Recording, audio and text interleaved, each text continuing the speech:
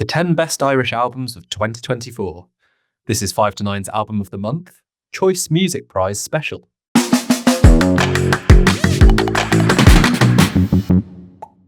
I'm Andrew Bell, the editor of 5 to 9, being joined by Karl Blakesley, who runs the New Music Central. I was going to say weekly. That's if I don't have all of the notes in front of me, then I'm a bit lost. As we discussed before we started, I mean, tell us what you're wearing tonight.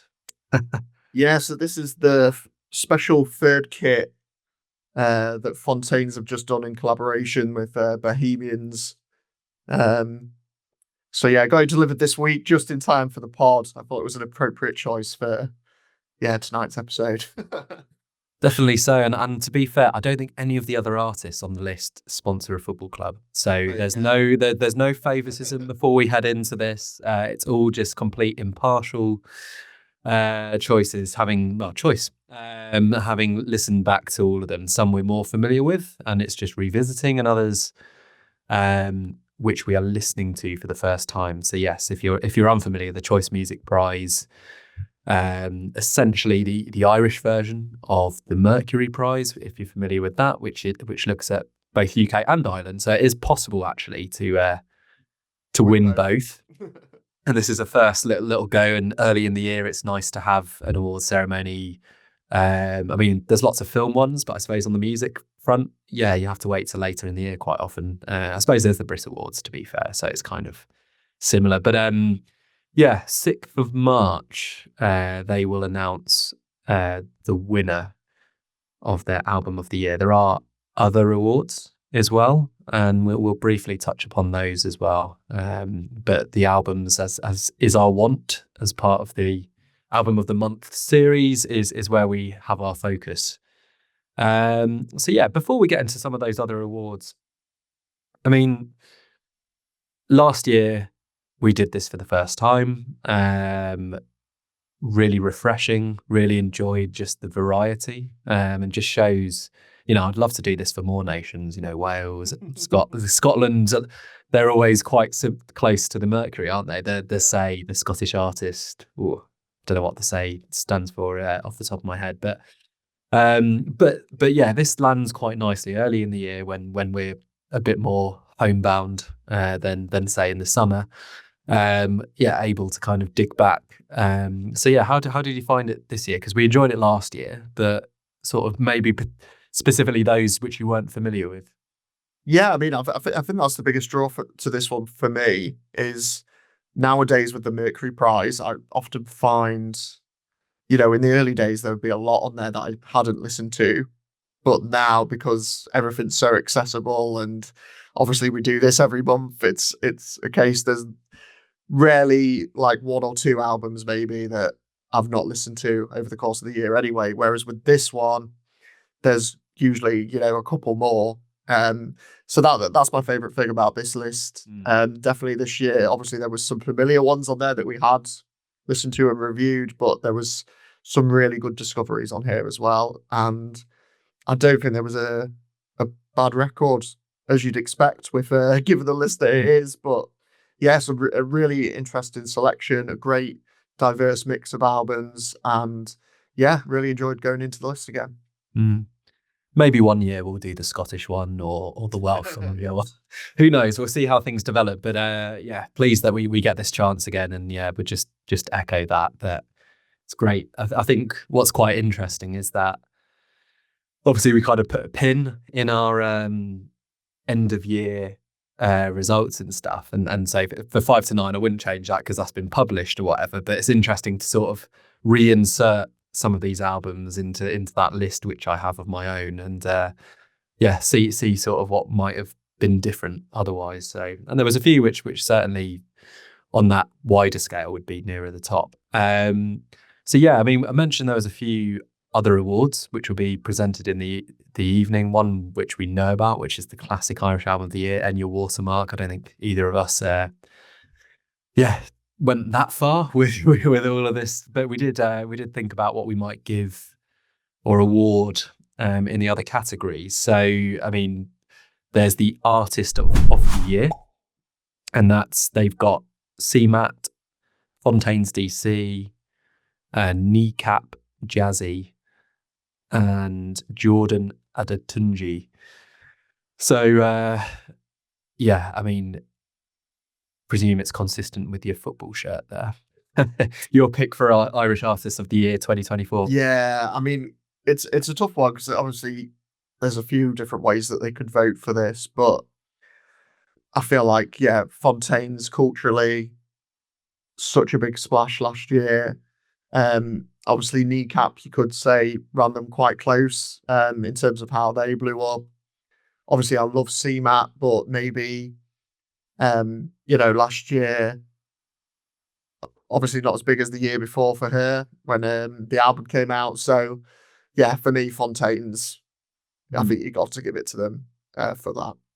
Also my vote. Although, thinking about it, CMAT was my favourite live performance of last year. So whilst it was 2023 that Crazy Mad for me came out, and as a brief aside, I couldn't quite remember what we chose as our winner last year. Do you remember at all? Or we just I think it was we're just getting old. Yeah, I think we said between Lancome and CMAT, and then obviously Lancome ended up winning. So yeah, and then they were nominated for Mercury, which would have been a first if they'd have snagged both. But there we go. So yeah, I think maybe it was CMAT. We'll need to check back on that. And then we've got the Breakthrough Irish Artist of the Year. So in this category, KNEECAP and Jordan Adetunji also nominated here, as well as Big Pig. I say Big Pig because there's two I's in between the B and the G, and the P and the G. I don't know how you pronounce that. Kingfisher without an E after the H, and Sprint. So Karl, what was your selection here? Yeah, I mean it's got to be KNEECAP for me for this one, and I think the way they've gone in terms of blowing up in the last year has just been crazy. Obviously, we'll touch on that more when we get to the album, but yeah, definitely they're the ones that stand out. I think the ones running them close. I mean, Big Pig, I just listened to their debut album. At least I think it's their debut album, but one that they just released and really enjoyed that, to be fair. But and then Sprints as well, talking of debut albums, obviously very highly acclaimed. Again, they've blown up, maybe not quite to the same extent as KNEECAP, but certainly a lot of attention on them as well. So yeah, for me, I think in terms of breakthrough, it's between KNEECAP and Sprints. But for me, it's got to be, if KNEECAP are going to miss out on the Artist of the Year, they'll surely take this one. Fair enough. I said Sprints on this one, but both of which we're going to go into in more detail.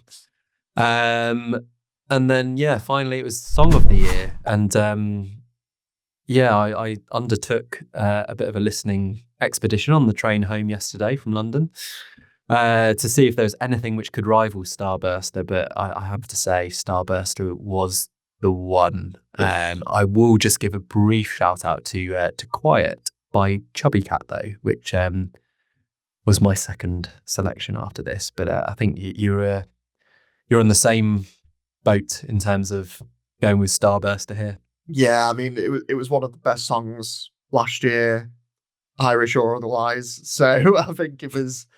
Yeah, I didn't listen to them all like you did, but of the ones that I knew, I was like, yeah, it's got to be that, especially when it's public voted as well. I think it's gonna a bit of a given, but I'll give Or Shoot by CMAT a shout out as well, because I do think that's one of their best songs. But yeah, it's got to be Starburster. Yeah, and as I mentioned to you yesterday, do check out this one, The Spark by Cabin Crew and Lisdoon Varna Crew. They're an Irish children's hip hop group. And it's like very much in the realm of like kind of annoyingly catchy or whatever. But when I was going through these songs, I was not expecting to hear that. So I'll have to check that out. Yeah, so if it's a public vote, I can imagine because judging by the picture, there's about 20 kids involved. So by parents alone, they might do pretty well on that front. But I suppose we'll just have to see. So yeah, that they're the other three categories we briefly wanted to touch upon, and then we're just going to go like we did last year. So we have chosen our 10 down to 1. It's 10 points for our first pick, all the way down 1 point for our last pick. Put the two together, and we have our consolidated list. So yeah, without further ado, we actually start in joint ninth, and alphabetically we'll start with Silverbacks, with Easy being a winner. So yeah, I'll kick this one off because I had it in 6th place myself. I think it was your last pick, Karl. So it was 6 points overall, which they received. And yeah, for me, it certainly didn't feel a very Irish record. The first few listens to it, it easily could have been, a typical American indie band, really, with some quite quirky hooks. And initially I wasn't sold, but on my last listen and looking at the lyrics as well, which are very interesting and I quite enjoyed, it really sort of got to me. I really like the variety on this album. They're compared a lot to Parquet Courts. I think there's about 6 in this band, Silverbacks, and I think they've been nominated before by the Choice Prize. But yeah, just there was elements of kind of early Los Campesinos, bit of Stereolab on one of their songs, Something I Know, and yeah, quite. If I have one criticism of it, and it would have been higher if this was the case, it's the kind of final few songs on this album, particularly Billion Star Nightlight, and in particular Songs About Divide, which both of those just brought that level down after an opening 7 songs, which I thought were fantastic and so varied and took you in lots of different directions. So yeah, it just lost that kind of level where they were at. I think the title track, Easy Being a Winner, at the end sort of brought it back a little bit. It reminded me a bit of Sheer Mag, which is one we've covered on the pod last year, one of Kylie's picks. But yeah, this was one which really impressed me. And yeah, it was only by a whisker that it was 6th in my list, and not even a couple of places higher than that. So I mean, briefly to you, Karl, last in your list. Yeah, a few thoughts from you on Easy Being a Winner. Yeah, I mean, not too much on this one, but I think for me it was, it was a decent enough rock record. But probably I think the thing that pulled it back for me, it was probably the least. It felt like the least unique on the list. There was, you mentioned Parquet Courts, but I heard shades of the Strokes, shades of the National coming in there, other big indie bands. And I think just out of this group, it was the one that I was listening to. And it started to fade into another with not as much standing out. But, again, there's no bad records on this list, so one had to go last. And I think that was the only thing for me, was that the others were maybe a bit more unique in what they brought to the table for me. So there we go. First one up, and it wasn't even 10th; it was joint 9th. So the other one in joint 9th, also with 6 points, and this time the reverse. So it's my last pick, and for you, Karl, Curtisy came in 6th with What Was the Question. So yeah, your thoughts on this one? Yeah, I mean, obviously one that I didn't know beforehand. I must say I love the name Curtisy. Which is spelled Curtisy, for the avoidance of doubt. Yeah, but I assume his first name's Curtis, otherwise it's really random. Yeah, it's just spelling it different. But no, yeah, obviously he's like a Dublin SoundCloud rapper. And it was funny when I was listening through, I was thinking to myself, Odd Future was kind of coming through. And then I ended up reading an interview with him, and he was sort of citing Earl Sweatshirt as one of his influences. So that kind of rang true there. And yeah, you could definitely hear that that more American style coming through. Obviously, one of the albums we're going to talk about later, it's much more like grime and kind of British influence, whereas this one's a bit more got that American rap sound coming through. But yeah, just one that I really enjoyed listening to. Great beats, great flow, really kind of introspective and quite personal lyrics. Some good little collaborations on here as well, and it just kind of felt quite cohesive and seamless as it went through. I didn't note down any particular tracks, but yeah, it was just one of those that I really enjoyed from start to finish, and the journey that it took me on. Yeah, I mean, it's a short record for sure. The thing I liked most about it was the music on it, and like the samples and like that I thought was great, and very much like quite soulful influence on it. But it was a bit chalk and cheese between that and then his rapping style, which personally wasn't really for me. I felt, with the exception of a couple of tracks, in particular Lower Your Hopes, which for me was the highlight on here, which deals with poverty and also a wayward love on there. I felt a lot of the lyrics were quite rambling, I felt like it was like the musical equivalent of kind of being in a thick fog of weed, I would imagine. That's well, that's why they call it stoner rap. yeah, that's essentially, and that's it's I suppose quite far away from my life. Let's put it that way. So yeah, I just did on that front. I think the musically excellent, but yeah, the style of the rap and also the lyrics just left for me a fair bit to be desired.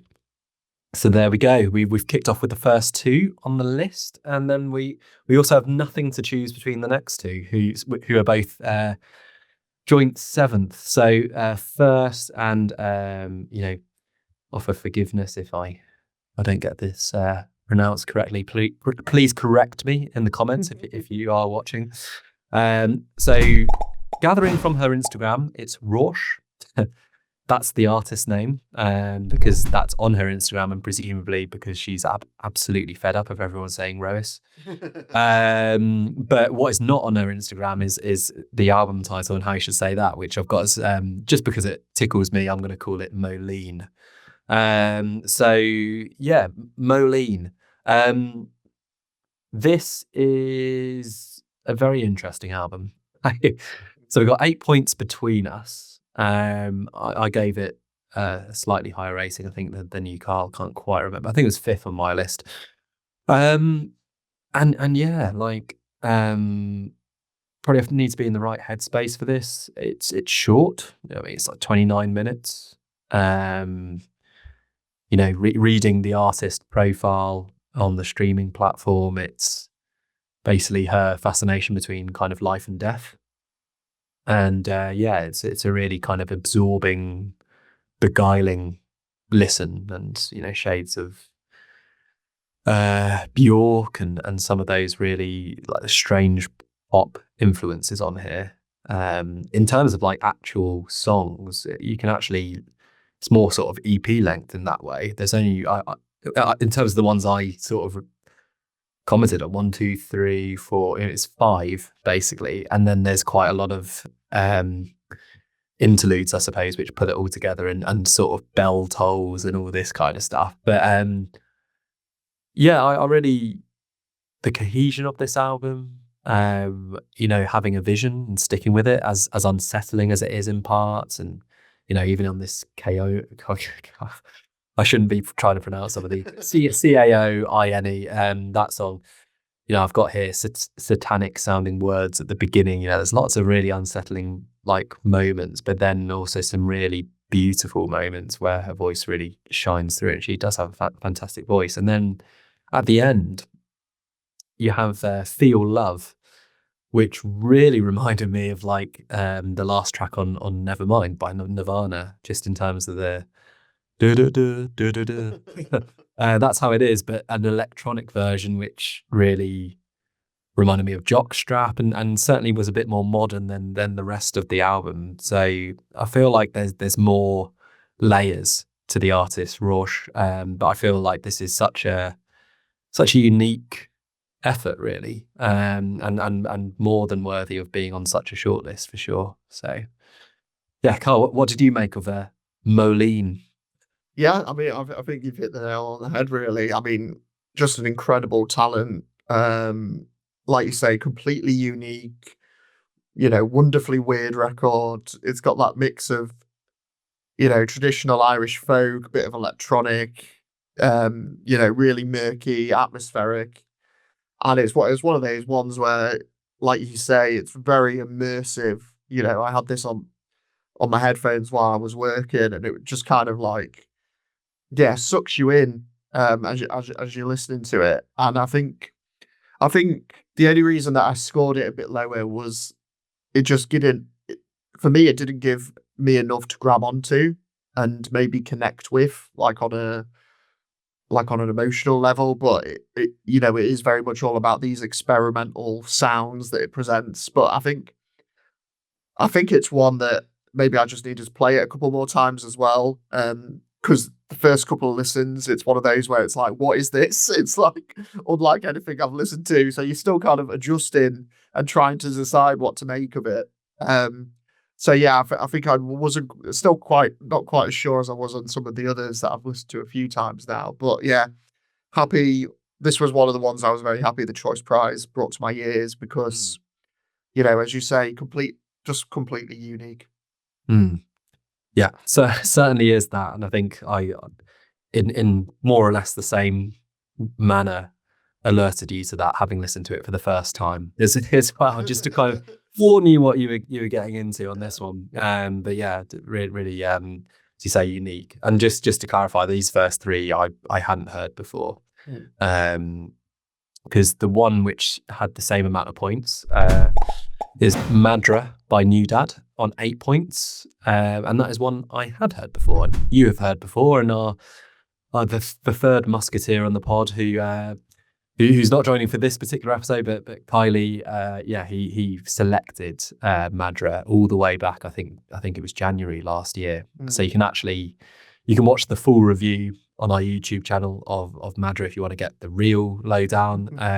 But yeah, I don't have too much to add than what we did at the time, which, a solid indie record. Feels like it could have been maybe better than kind of like the hype around the band, because they're certainly very talented, female led Irish indie bands. But yeah, certainly, a good first effort and a band which I think, I'm sure the three of us will be excited to see what they do next. So yeah, Karl. Yeah, I mean, so NewDad, they're from Galway, which is, yeah, I should probably hide the Dublin badge at this point, but yeah, they're from Galway, which is where my family is from. So they're kind of like always a band that I'm rooting for. And yeah, obviously we've got the album review. I think it's still one of our most watched as well. Yeah. It's almost 200, I think, now. So I think, yeah, my thoughts similar to what it was last time. Really gorgeous moments, particularly in that back half, I think. White Ribbons and the title track, probably still my favourite on the whole project. But yeah, just echo what you say. I think it's a decent debut without being a great one. I think it's a good introduction and shows their potential, but definitely think that, they've got that other level that they can reach to. And yeah, just looking forward to seeing them hopefully hit those heights on the follow-up. In which case we'll be speaking about them in years to come. So at least through this vehicle, the Choice Prize special. So slightly higher up in 6th place, Niamh, Regan, Come As You Are. So this is where there was quite a disparity between our voting. Karl, you'll have had Niamh in 3rd or 4th. And then she was 9th for me with this record. So yeah, first to you. Yeah, I mean, yeah, Niamh Regan, another artist from Galway. She's one artist I've kind of really gotten into at the start of the year, not just through this, but one person I've been listening to is an artist called Talos, also known as Owen French, and he's another like former Choice Prize nominee. You know, my mum listens to a lot of RTE radio and basically put me onto him. Sadly, you know, died really young, only 36, end of last year. And yeah, there was this tribute to him on the Tommy Tiernan show, and Niamh was part of that tribute performance. Like, and yeah, just really beautiful, heartbreaking performance. Definitely recommend going to watch that. A lot of other, you know, famous Irish musicians on that one. But yeah, so I was kind of like getting into that, and then this gave me a good excuse to dive into Niamh's own work. And yeah, I just think it's really stunning debut album. Lovely, warm textures, beautiful voice. Doesn't reinvent the wheel sonically, but I think it's just, you know, just a gorgeous collection of songs. Obviously, music. One of the songs on here nominated for Song of the Year award too. As part of the Choice Prize. I think that's definitely one of the standouts for sure. The other one that I really adore was Take It Easy. You know, this like real kind of heartbreak ballad. And then you've got Waves, which is like the spiritual title track, got those wonderful strings on it. And yeah, then it just ends with that brilliant collaboration with Soak, who herself is a former, you know, Choice Prize winner. So yeah, it was just a really gorgeous collection of songs, I think. And yeah, I think it's one that I don't think it's going to win, but I wouldn't be sad to see it win. So yeah, really beautiful album. Yeah, I just thinking there, for me, my kind of notes in this were like the opposite of Curtisy, where it's like great voice. I just found the instrumentation on this album just quite middle of the road. But also I kind of feel like she's the one who I didn't give as many listens to as the other ones as well. And I feel like, and interestingly, the last couple of days, so Must Be Waves, where she sings the Come As You Are moment, that's been in my head like the last couple of days. And, you know, this was a review I did on the train going into London, and was I not quite in the right headspace for this? And I know because when I had been listening the couple of times before I sort of did the review of it, I had thought, oh, this will probably do quite well. This will score quite highly. And then when it came to it, whatever reason, I just the musical ambition on this album just really annoyed me. And I just and I get it because it's only there to kind of give Niamh's voice the platform to shine, which it does, and I think she's got a fantastic voice. Yeah, I mean, it's funny. One of the ones it reminded me of was Laura Marlin's from. Okay, which I is a big fan of. Yeah, so that's who I'd compare it to, kind of from our side. But yeah, definitely.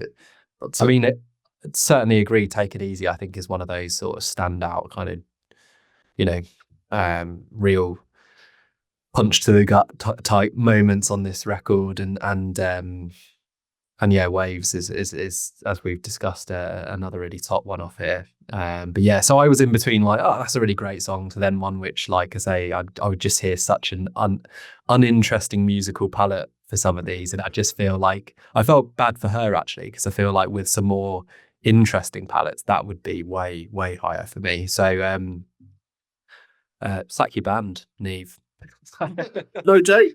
And then come back. Actually, that's only my view. Karl would. I presume you'd say, Karl, just carry on doing what you're doing. Yeah.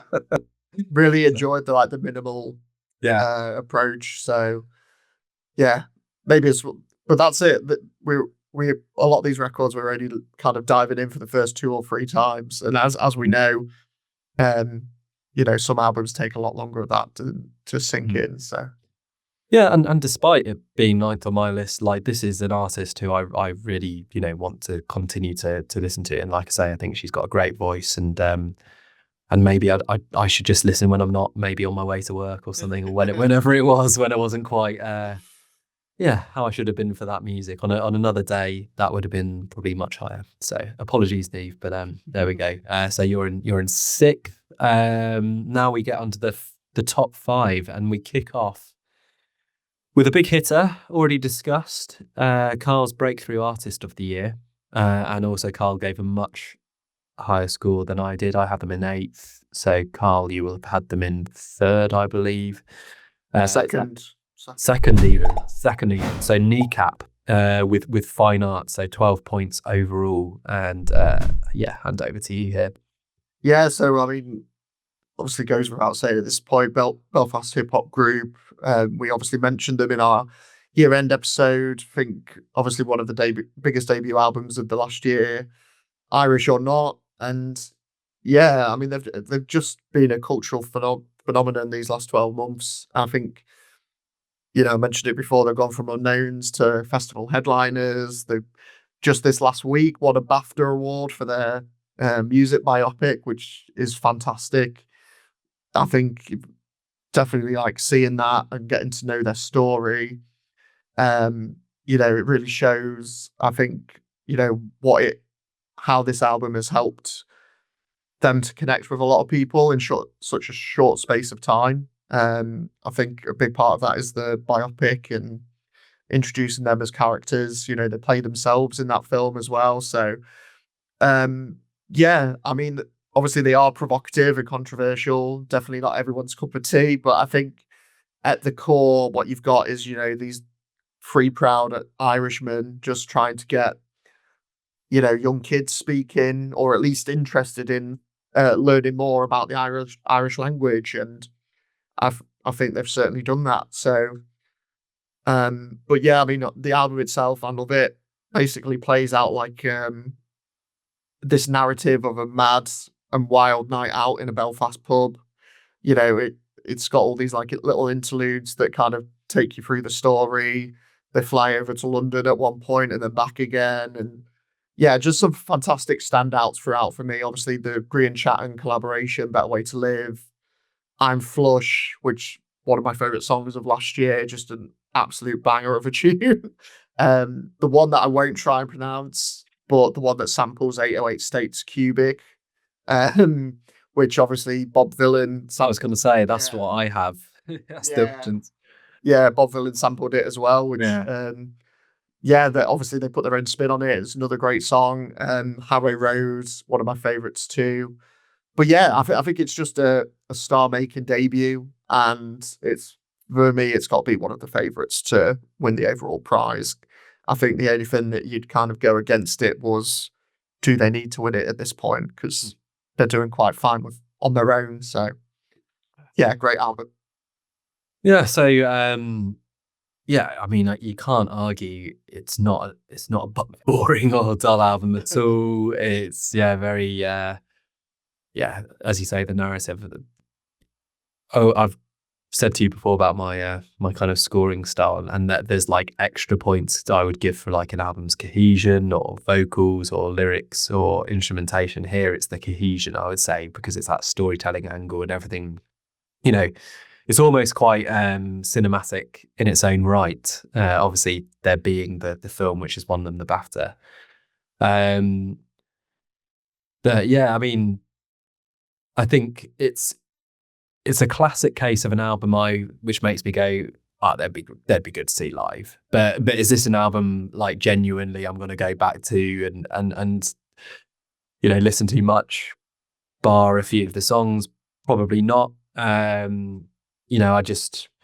It's kind of a sugar rush in a lot of the songs. Better Way to Live, I think, is one of the better ones. I actually really like the opening track, 3CAG, which 3CAG, yeah.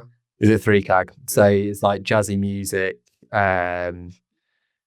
Irish sung vocals. As you say, that's part of their kind of shtick, I suppose. And there's a lot going on here, and it's basically just a lot of it is about getting off your head, which again I refer back to what I said on the Curtisy album. My sort of stage of life, speaking as if I'm a 65-year-old man, but it's just not stuff I can massively. If I was at uni, maybe I'd be a bit more kind of like but it's a bit more Rhino Cat. I think even then that come into it. I mean, that one, like I've got here is like like Happy Mondays or whatever. I found that. Yeah, so that's how I've kind of feel like. Yeah, it's entertaining, it's good fun, but is this one which I feel has that kind of longevity, and is one which genuinely I'm going to go back to, and it's just matter of taste, probably not, but really interesting band. They're playing live at the Wide Awake Festival in London coming up. I'd love to go to that. I think that would be a great show. And you're right. I think they're certainly one of the favourites here, but just one which, I gave a remarkably low kind of overall ranking in the list. Which, as we said at the start, these are all good albums. So there we go. And not going to the fourth place, we're going to joint third. Again, some close moments here. So first, we're going to begin with Orla Gartland. Everybody Needs a Hero, which I had as my number one, actually. And so that would have been 10 points. So you will have had in seventh, I believe, Karl. But yeah, I just, again, someone I'm not familiar with. And I don't know, that it seems like pop records are having a bit of a moment. There's been, the biggest example of that is Charlie XCX, of course. But Magdalena Bay at the end of last year, a couple of years ago, Caroline Polachek's album as well. It's not really been a genre I've bothered massively with, but in these recent past few years, there's been some really strong records in that genre, and this for me is like right near the top of that. So just feel lyrics are great. Vocals are great. It all comes together really nicely. There's some epic anthems here, like the title track at the end, which reminded me a bit of Lucy Dacus. But yeah, there's just quite a lot going on here, and it's just a great listen. I was just going back to it and back to it again, and ultimately, based on the 10 which we have to choose from, this slightly ahead of my second choice pick. Snuck in and would have been very high on my end of year list had I listened last year. So just one, if you haven't heard it, is one I would strongly recommend. And there's some rocky moments, there's some more stripped back moments. You got Declan McKenna on Late to the Party. 3 Words Away is quite Mark Ronson, Bruno Marzi, Kiss Your Face Forever, which is just fun. So yeah, one which I just ended up really loving. There's even a reference to Golf Rap, who I think are one of my, if you have like a pop league table, they would be right at the top. So for me, on Backseat Driver with its electro beat. So yeah, there's just so much on this record. It's an absolutely fantastic achievement for me, and yeah, this and a couple of others in particular, like 100% endorse us going through this challenging album listening task in the middle of our album of the month routine. So yeah, Karl, not quite as high up on the league table for you, but what did you? I think this is one you already had listened to before. Yeah, I mean, I've always been aware of always quite enjoyed the music. Particularly loved the Fizz debut a couple of years back, which was that indie pop supergroup which she was a part of. There's fantastic song on there called Close One, which was one of my songs of the year at that time. Just brilliant. And yeah, I mean, this one, it's the same. I can see why it's been so acclaimed. It's just, as you say there, it's just so inventive, really eclectic. Some really big highs on this record. Sound of Letting Go, Little Chaos, Late to the Party. They're the more like rocky tracks, and there's some awesome guitar work on there. And then for me, it's songs like that kind of bring the balance to those songs. It's the ones like The Hit and Mine, those more subdued and intimate moments that amidst all this kind of like bombast that the record's got going on. I think that those two moments really stand out as well. Obviously, the big comparison to St. Vincent for me, I think not so much her last project, but particularly like going back to like Mass Seduction era, St. Vincent. You know, I definitely saw shades of that coming through. And yeah, it was one of those ones that when I was re-listening to it, I was like, why didn't it make my top 100 last year? And then I reached a couple of songs like, you know, you mentioned Backseat Driver, Kiss Your Face Forever. There's just a couple of moments where I find the production is a bit too much. I've like I said, I like those more subdued moments. I think Orla's, you know, when it's just Orla's musicianship and her voice. You know, there's just a couple of moments on here that the production I just find too much and slightly grating, which pull it down. But I think all that said, though, for me, this is a real contender. I mean, when I look at the Mercury Prize list, one of the things I look at is, you know, what's the critical consensus on it? And I think this one is right up there. So I think, and even if it's one that, even if, you know, like me, you maybe don't completely love it, I've got great admiration for what Orla is doing here. And I think, yeah, based on, you know, the inventiveness of it and, you know, the acclaim that it's got to be one of the favourites for me. There we go. I mean, we are now right towards the top of our list. I mean, on the same amount of points, 13 points, we have a debut record, Letter to Self by Sprint. So this is one we spoke about quite a lot. It was one of the, I think probably the earliest record from 2024, which seemed to kind of catch fire, certainly from a critical perspective. And if anything, maybe to our cynical minds, you know, yourself, me, Kylie, almost did it disservice in a way, because we saw like such loft. In some ways, reminds me of Lamborghini Girls actually. With this year, when I was reading some of their kind of reviews of that, and it was like so high up here that it gives you those high expectations yourself. But I think despite the slight disappointment based on that hyperbole surrounding this debut album, it is one which I still really enjoyed on that first listen. Really quite raw, visceral. I think one thing we were all agreed on was that it maybe wasn't the most inventive when you think about some of the guitar in there, but I'm not sure that's maybe what they want to achieve. So it's like somewhere in the middle of rock and punk, but not quite either. What they've done here, and actually it's one which sort of stood the course of the year really well. You know, a particular highlight being seeing them at End of the Road in the Big Top there, and they were headlining, I think, the Friday night.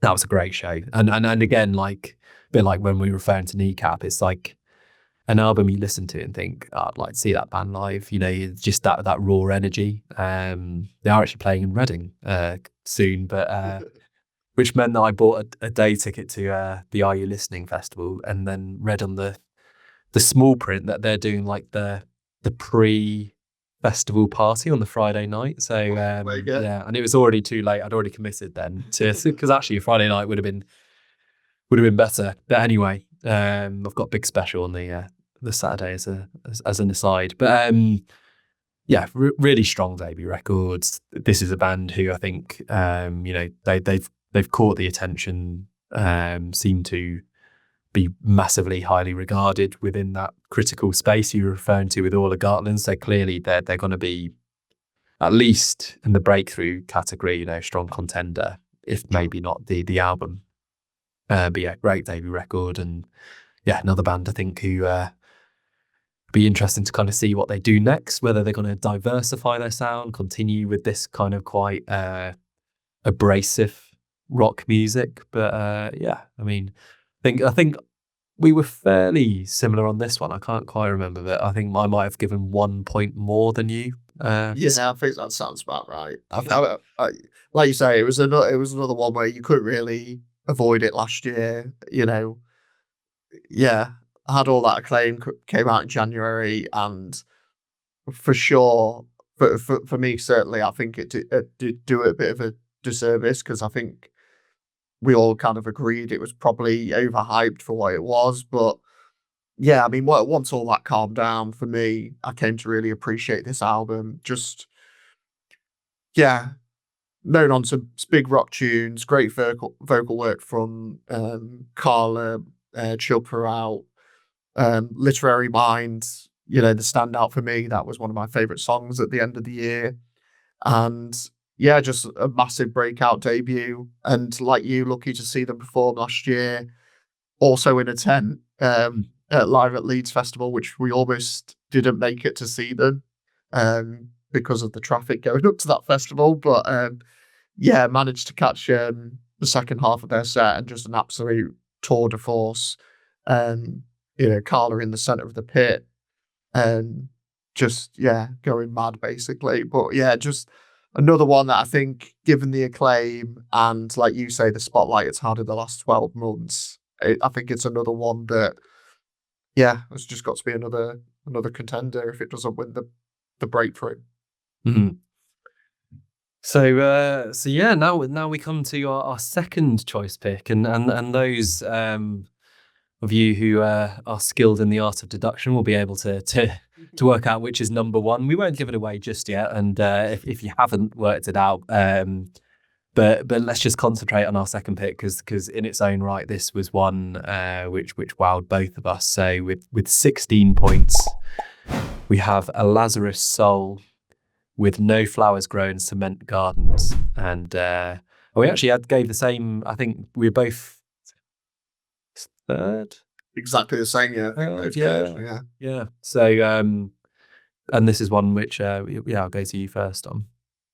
Yeah, I mean, obviously, yeah, another Dublin outfit, another band that I didn't know going into this list, and for me, it was easily my favourite discovery. Obviously, it was the one that you flagged as one of your favourites, so it was the one that I went to first, and yeah, just what a record. I mean, you got that great mix of traditional Irish folk, and then mix that in with like some big rock riffs, Black Maria or Black Mariah, as he says in the song. That pulled me in straight away. And then yeah, from there on, you've got these great moments like The Dealers, Wildflowers, New Jewels. It's just one of those where there's not a bad moment on here, really. Great vocals and really kind of thought-provoking lyrics from Brian Brannigan. He reminded me a lot of legendary Irish songwriter, one of my mum's favourite artists, and my uncle's as well, Christy Moore, reminded me a lot of him. As soon as I finished listening to it, I was like, Mum, you got to listen to this band. It's right up your street. And another one of my mum's favourite bands is the Waterboys, who you have Steve Wickham, who used to be in the Waterboys. He's on violin on this record, and such a distinct fiddle player, and I think he's just exceptional as ever on this record as well. So it was this for me, like you said, with some of the others, great to have discovered through this list, kind of made it all worthwhile. I think given its competition, I'm not sure I fancy its chances, sadly, but as much as some of the others. But I think definitely from a pure musical standpoint, for me, it was one of the strongest on the list. Really, really enjoyed it. Yeah, I mean, this and the Orla Gartland record, we've said all 10 fully deserving of being on this list, all have their merit. But yeah, those were the two in particular I would just take away and be like, really glad we've done this again. And yeah, got a few jewels which missed out on last year. So yeah, just from the very beginning, Black Mariah, skulking rock tune about civil liberties being taken away by the authorities. There's a lot going on here, and it's just it's a really interesting, seeing on the streaming platform, like don't have many listeners. Like actually, quite a few of these on the list. But yeah, they're kind of a much older band and have been through been in other bands or other projects, and just come together and yeah, I saw something actually the other day which was just basically saying that the way they record is if there are little kinks in the recording, they just leave it in. It's supposed to be that more raw experience and less produced. So funnily enough, with the other one, which I said with the two jewels, Orla Gartland was quite heavily produced, and then this is a bit more kind of rough and raw, but really great for it. And that mix of kind of trad Irish folk plus rock music together, and kind of that wisdom, I suppose, and kind of political zeal you have in here is great. A couple of other highlights are just would mention, you mentioned the Dealers yourself, Karl. Somber acoustic number. Just found that one absolutely epic. Wildflowers, which is like a nice fired up electric folk number, and then Factory Father, which is pretty bleak. just about kind of children being written off essentially, based on their circumstances and what their upbringing, and how that leaves very little room for maneuver or kind of making it out of that kind of pigeonhole which society puts them into. So that lyric, but no one would encourage them to dream, just like absolutely kind of heartbreaking in the context of this song. I find it quite Richard Dawson-like. You probably wouldn't agree with that based on our difference of opinion on him. But yeah, like that one, I just thought it's just absolutely really affecting song, with some great lyrics, and just really, really strong album. So so there was only one which could come out on top, and it's it's the elephant in the room. It's the name which is just below your screen. So now on screen. So it was collectively between yourself, myself, and Kylie, the 5 to 9 album of the month, album of the year for 2024. So it was in a strong position to win this. Yeah, you had it number one, I had it as number two. So collectively 19 points, and it's Romance, of course, by Fontaines D.C. So is there anything else we haven't said about this record? I don't think there is. Obviously we can put links to the review and to the album of the year episodes down below. But yeah, I think it's, for me, the only thing that we can kind of talk about is, do we think it's going to win? There's two ways to look at it, which is almost the similar way that I was looking at obviously the Mercury Prize. And it's like, some of these bigger albums on the Mercury Prize list and some of the bigger artists, we've seen it with Radiohead. They've always been the bridesmaid, but never the bride. So, that's what the judges have to kind of weigh up here. They may think that, Fontaines don't need the award at this point, and it'll do more good going to, someone else on the list. Or, they could kind of look at it and say, look at what Fontaines have done for Irish music, certainly in the last few years, and the bands that they've influenced that have come through, and kind of opened the doors for. And it could almost be like just a recognition of that, as well as Romance being, the kind of instant classic album that it is, and the, commercial and critical success that it is. So, obviously as you say, we had it as our album of the year last year. When I'm choosing album of the year, it's not just about the music. A big part of it is also, when I look back at the year 2024, what albums I'm going to think of that kind of define that year for me, the things that I was doing throughout the year. And certainly, for me, Romance is going to be one of those for sure. And, you know, I think by that definition, you know, Irish Album of the Year 2024, you know, it is that for me. But yeah, it's one of those. There's two ways that they could go. So I think it's going to be, do they go for the more popular pick or do they go for the lesser known gem? But if it was up to me, you know, I think they deserve the nod.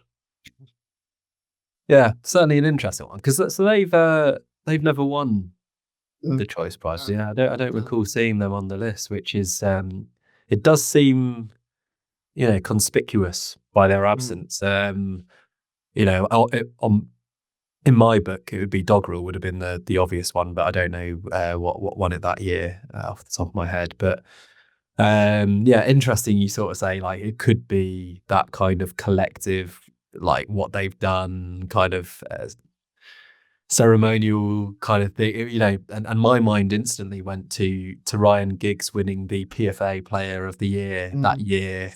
Not just he'd had a phenomenal year, but it was like his career's. I mean, Fontaine's career is it's. I would hope is not really over, you know, and like the rate they produce albums at, I would expect, you know, many more and hopefully over many more years. But yeah, it's an interesting point. I suppose my take on it is like, for me, it's like having Arctic Monkeys in the Mercury Prize list or Harry Styles even in recent years. So and those ones don't tend, at least on the Mercury Prize front, to win. I mean, Arctic Monkeys won, so that's a bad example. No, but that was when they were their first. Well, I'm referring back to the car recently. So in the recent years, and which is why it makes Doggerel's omission more astounding, actually. But I need to listen to what won it that year. Which, what could have possibly beat that? So yeah, by now they're established. You know, they are far the biggest. As you say, in terms of 2024, you got kind of, you know, it's, I suppose you think of these bright colours, the lime green of Brat, and then with Fontaine's, it's the luminous sort of colours of their shell suits, which they've been wearing to promote the record. And you could even add, you know, the Irish flag balaclava if we're adding kneecap in there as well. So these are kind of, you know, quite evocative images as well. And Fontaine's very much part of that. And interestingly, because I kind of see myself as a bit older than that kind of music loving age, you know, that younger age, which is so important to kind of what is new and current within music. They seem to have caught that group basically, which does seem harder and harder to do if you're not already commercial, massive band or artist. So yeah, the kind of Oasis light. I'm not going to say Oasis because I think that's far too, you know, I can't see that they're as big as that at all. But that is an exceptional comparison, of course. But yeah, hard to say. It could win, and according to both of us, well, according to you, because I suppose all have been according to me, but which is mad considering that collectively, you know, it was our album of the year for just in general last year, you know, before we've centered on a country. But yeah, you know, collectively we would say this is the one. And it's over to the judges now. And yeah, March the 6th, tune in. I don't know if it's televised or what. I think it's usually in Vicar Street in Dublin, very sort of renowned venue in the capital city.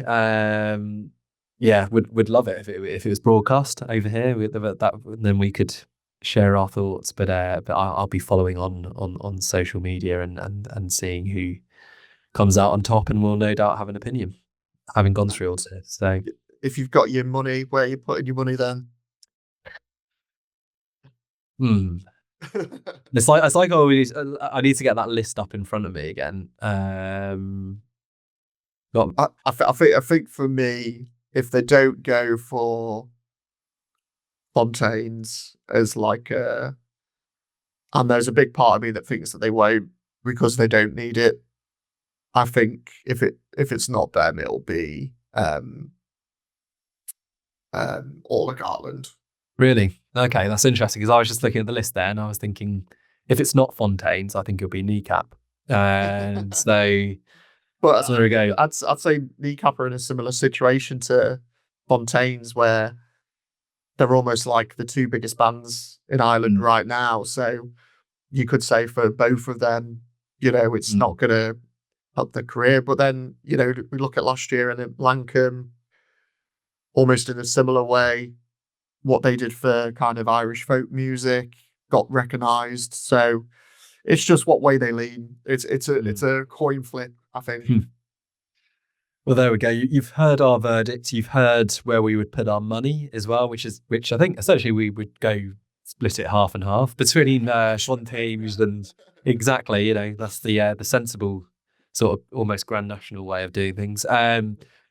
But yeah, we'd just have to all see. And if you have joined us to listen to our thoughts on these 10 albums, then thanks very much.